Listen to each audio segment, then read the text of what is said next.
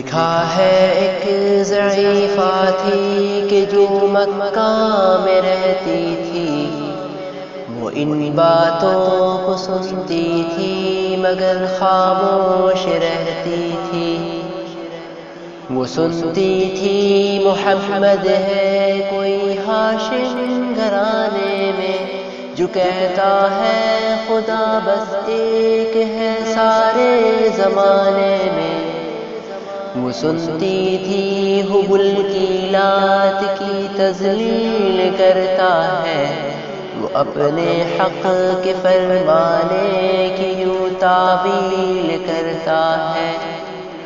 وہ سنتی تھی جو اس کے ساتھ ہے وہ ہے غلام اس کا، مسلمان ہو ہی جاتا ہے جو سنتا ہے کلام اس کا۔